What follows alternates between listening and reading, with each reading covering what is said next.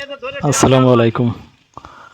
আজ আমাদের বাড়িতে একটা পুকুর থেকে স্যালো মেশিনের মাধ্যমে পানি শুকিয়ে কিছু দেশীয় পাঙ্গাস, ট্যাংরা, পুঁটি, তেলাপিয়া, গলদা চিংড়ি, রুই মাছ ইত্যাদি এই ধরনের দেশীয় মাছ ধরলাম, যেটা আমাদের পরিবারের খাবারের চাহিদা মেটানোর জন্য।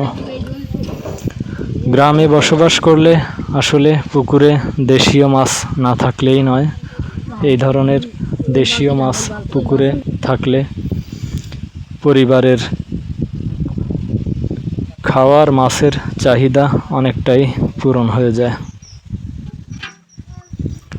আপনারা এই ধরনের দেশীয় মাছ খেতে কে কে পছন্দ করেন এবং গ্রামের এই নির্মল বাতাস, গ্রামের সবুজে ঘেরা পরিবেশ কার কার ভালো লাগে কমেন্ট করে জানাবেন।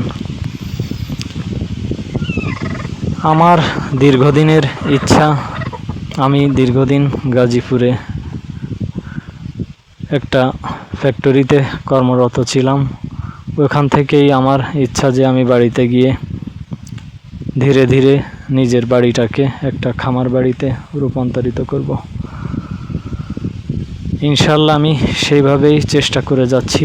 আপনারা সবাই আমার জন্য দোয়া করবেন এবং আমার ভিডিওগুলা যারা নিয়মিত দেখেন, আপনাদের সাথে আমি আমার যে ইচ্ছা, যে কার্যক্রম, এই বিষয়গুলো নিয়ে বিভিন্ন সময় কথা বলবো, শেয়ার করব। আপনারা আমাকে পরামর্শ দিয়ে পাশে থাকবেন। সকলকে অসংখ্য ধন্যবাদ। আসসালামু আলাইকুম।